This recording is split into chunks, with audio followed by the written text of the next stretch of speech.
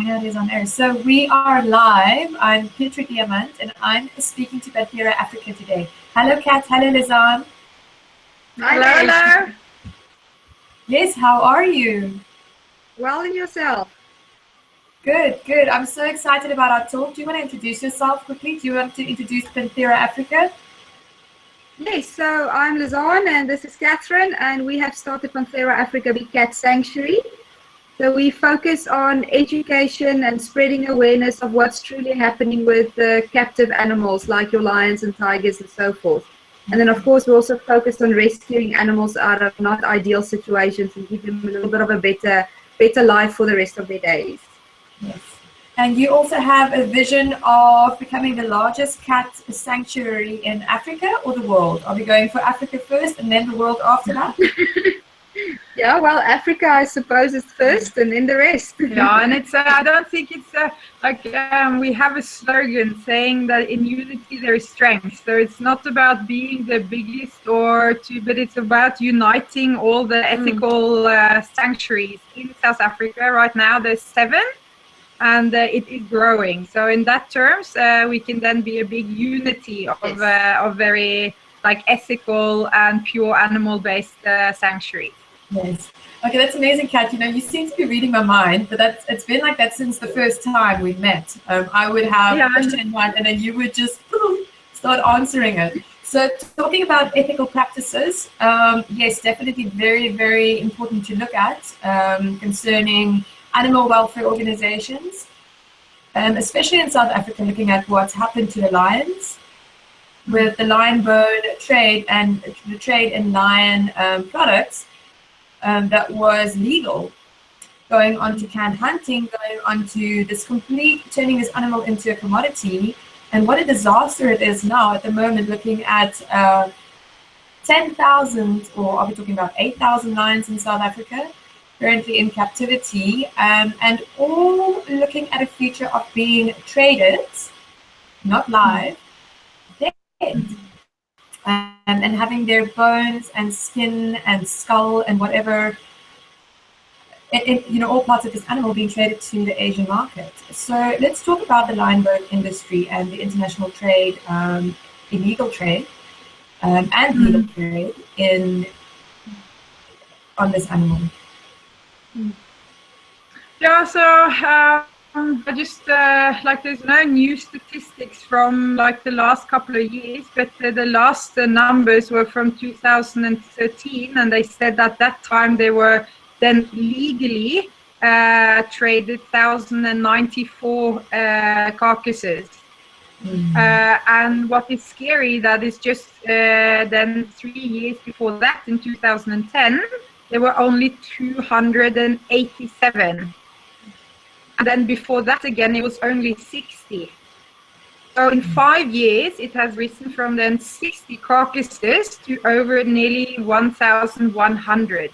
And that is just 2013. And unfortunately, over the last 3 years, this has just exploded. And we very sadly have personally experienced lions also now being actually euthanized and exported for the bones.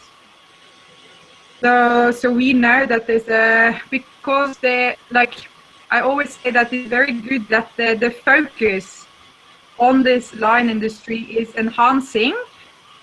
So all the breeders and all the farms are feeling the pressure, which is very, very good. They are thinking is that they need to get money out as fast as they can before all of this will become illegal. So which is then happening is that a lot of them are being then killed for the so-called bone trade. Yes, yes. Kat, this hits very close to home for you and Lizanne. You started, you came over from Norway. And you met Lizanne working in the lion industry, taking care of lions, and you pretty soon discovered what the real truth was behind the cup petting and the taking care of them and why they were being so well taken care of. And obviously looking at the tourism industry. And you had an animal, a lion that you raised that got stolen. Yeah. Was she stolen from you? What? Tell us a little bit about that. Yeah. So I came to South Africa 5 years ago as a volunteer to be with these lion cubs. I saw the branding or marketing, and of course they are extremely cute, and I didn't do any research. I was thinking, okay, it just said help the lions and be there for them. So I thought, okay, I'll go and do that.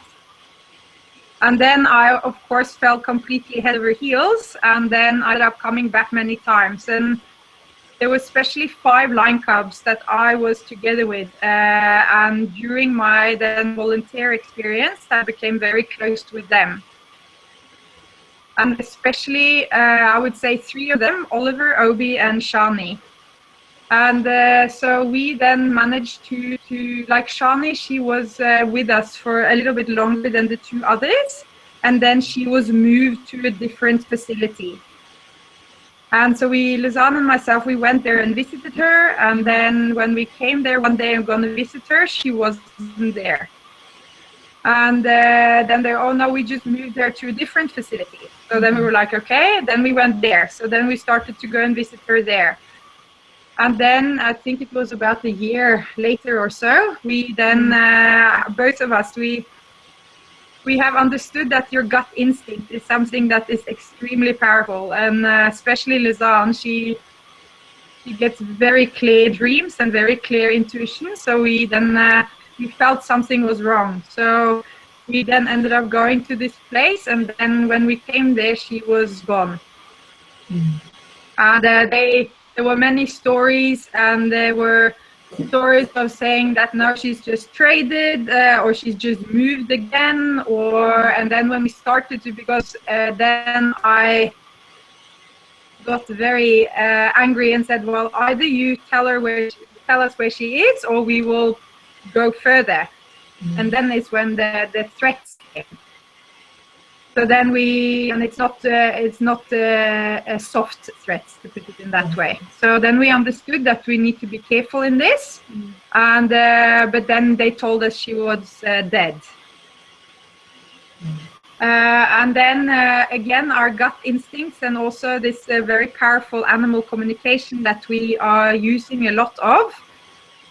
We understood that she actually was alive, and then she was traded then illegally to other places. So this is how a lot of things happen under the radar. They are just being moved as a commodity. That's many times, unfortunately, it's also without legal permits, without legal, because they say that you need a permit for a lion to be kept at a specific space. Yes. So, and then, so we have been wanting and trying to find her, and we have done everything we can. And then for about 2 months ago, we found out that unfortunately she has been killed for this lion bone trade. Oh, yeah, this is, like a lot of us, I think we live very ignorant in South Africa. Like, we think that because we're African, we've got these beautiful parks and we have this beautiful wildlife, and we forget what happens. And we don't actively participate in becoming involved with animal welfare organizations that are out there. And it's almost like people are, what I said to the Cheetah Conservation Fund, I said it's almost like, okay, now Panthera Africa is there and they're taking care of the lions, so we don't have to do anything, right? Yeah. And I have a belief that everyone should get involved. And I've been told that I shouldn't say this, but I really believe that as a collective, as a human species, as a collective, all of us need to step up and step into our power and know that we are responsible for our lives and our impact that we have on this earth and on the wildlife and on each other. Let's talk a little bit about the bone trade. Okay, so originally it was the tiger bones were being traded. There was a huge Asian demand for tiger bones, and that diminished the numbers in tigers. So fact now is that there are more captive bred tigers than there are in the wild. Yes. Yeah? And that is also the same fact for the lions at the moment, I believe. It's heading there. It's definitely heading there. The last estimate that they did on wild population of lions is between 15 to 20,000. And now in captivity, they estimate 8,000 to 10,000. But in saying that, that's only the permits that they have. But the little glitches they find is that... Yeah, yes, you go ahead. Yeah, so what happens is if you want to buy the lion or relocate the lion, you need a permit. If cubs are born at your facility, you don't need to apply for permits for those cubs. So technically that count is who knows how many cubs are really bred or how many lions are portrayed to have been bred and have just been raised there. So I would say the lions are pretty much getting close to the same scenario. Yes. Yes, and also I believe, and this is also what I read, is that the due to being in captivity, and also speaking to you, due to being in captivity and also being inbred, these lions aren't very healthy. And what's happening is the consumers are paying more for wild lions because those birds are considered to be more valuable. Mm-hmm. Yeah, so what I find is important to mention is that in China they actually put, or in Asia they put on a ban for the tiger burn trade in 1993. So because of the diminishing of numbers, so it's nothing that the government there approves of. So it's just to make that the fact. Yeah. But in terms of the but we're not going to, I don't know. Yeah. No, I don't know what to. Yeah, no, look, I mean, looking at, there's obviously a private consumerism and there's an ignorant consumer demand or like a use of these bones, but, you know, honoring tradition, looking at a practice that's been put in place for thousands of years. My question is, and this is also where it comes to the rhino trade, is my question is where's the balance between honoring a tradition and saying, okay, yes, we honor this, we respect your tradition, and then looking at our animals and the numbers declining and saying, well, that's also not right. So this is a very, very difficult space to be in, especially for animal lovers, because it's not that easy. You know, I'll be honest, like, you know, like you want to respect everyone, whether it's the color or the race or the religion. But once it starts affecting a species and it drives a species on the verge of extinction, you know, then you have to start questioning a tradition and a way of belief, and you have to start looking at, and not, well, I say have to because I think you have to, look at alternative ways. You know, these animals are being taken from Africa because they have already been poached and killed in other countries, and we don't even use it. We don't even use the rhino. So why, as an African, as a person that was born in Libya, why would I be okay with a tradition from another country? You know, why? So it's difficult. So what's your point of view on that? Because, you know, we want to live in harmony and peace with everyone, every living thing. Yeah, what we just want to say, we very much believe the same as you, that it's important to honor people's beliefs and their traditions, because this is something that is, like you say, gone on for thousands of years. Yes. So, and I believe that there are many things in life that cannot always be proved, because this is the Western's way of coming in and saying, well, there has never been scientifically proved that this is something real. So, but then I also say, okay, but their belief is still this, and as Westerners, we want to prove everything. If not, it's not true.